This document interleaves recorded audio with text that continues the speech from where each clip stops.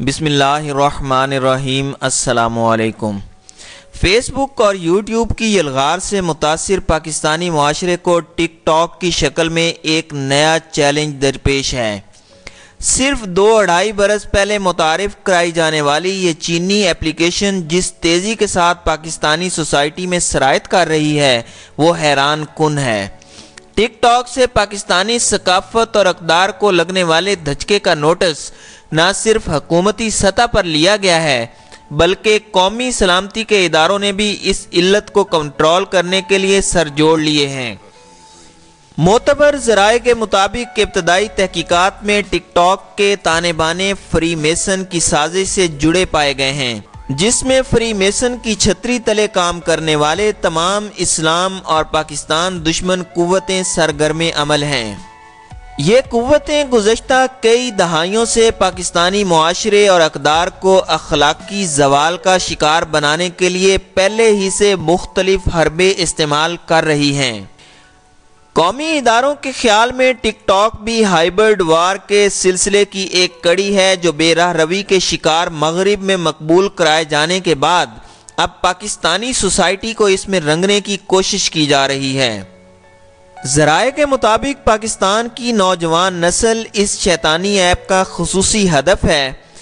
واضح رہے کہ حالیہ مردم شماری کے مطابق کل پاکستانی آبادی میں 60% سے زائد جوان ہیں جن کی عمریں 18 برس سے 24 برس کے درمیان ہیں۔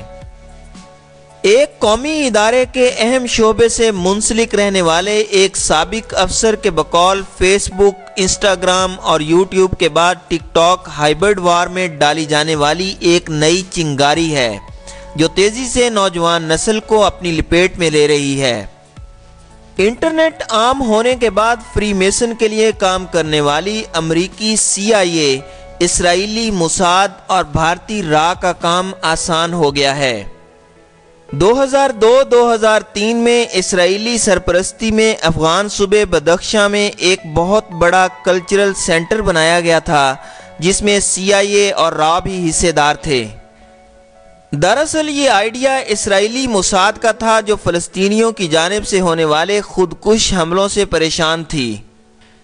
بدخشاں کے کلچرل سینٹر میں بالخصوص بھارت سے غیر مسلموں کو عالم دین بنا کر بھیجا جاتا تھا جو نوجوانوں کو بظاہر دینی تعلیم دیا کرتے تھے، تاہم غیر محسوس طریقے سے برین واشنگ کر کے انہیں خودکش بمبار اور دہشت گرد بنایا جا رہا تھا۔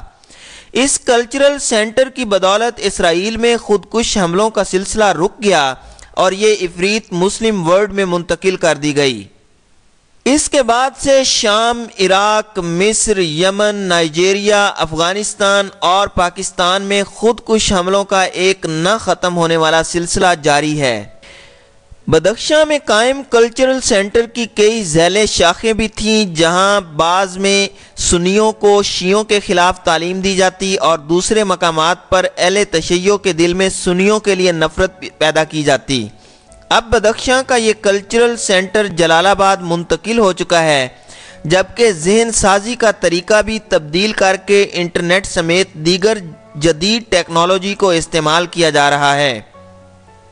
اسلام آباد میں موجود بعض دیگر ذرائع نے بتایا کہ اعلیٰ سطح پر ٹک ٹاک کا نوٹس لیے جانے کے بعد یہ تحقیقات کی جا رہی ہے کہ اپلیکیشن کو بنانے والی کمپنی کی جانب سے پاکستان میں اپنی اس پروڈکٹ کو مارکیٹ کرنے اور اسے پروموٹ کرنے کے لیے کن حلقوں کو پیسہ دیا گیا ہے۔ PTA اور سائبر کرائم ونگ کے پاس بھی ٹک ٹاک کے حوالے سے کافی شکایات جمع ہو رہی ہیں۔ ذرائع کے بقول اعلیٰ حکام اس ایپ پر پابندی کے حق میں ہیں۔ جنوری کے اوائل میں اس پر عمل درآمد کا فیصلہ کر لیا گیا تھا، تاہم باوجود ابھی تک ٹک ٹاک پاکستان میں چل رہی ہے۔ ٹک ٹاک ایک چینی کمپنی بائٹ ڈانس کی ملکیت ہے جو چین میں ڈوئن کے نام سے مقبول ہے۔ چینی لفظ ڈوئن کا مطلب ہے ہیجان خیز موسیقی۔ 15 سیکنڈ کے ویڈیو کلپ پر مشتمل ٹک ٹاک ستمبر 2016 میں چائنا کے اندر ڈوئن کے نام سے متعارف کرائی گئی تھی۔ اس کے ایک برس بعد 2017 میں ٹک ٹاک کو بیرونی مارکیٹ میں پروموٹ کیا گیا۔ اس سے قبل اسی نوعیت کی ایک اور اپلیکیشن میوزیکل لے مارکیٹ میں موجود تھی اور اس کے صارفین بھی بڑی تعداد میں موجود تھے۔ بائٹ ڈانس کمپنی نے میوزیکل لے ایپ بھی خرید لی اور اگست 2018 میں اسے اپنی ایپلیکیشن ٹک ٹاک میں ضم کر لیا۔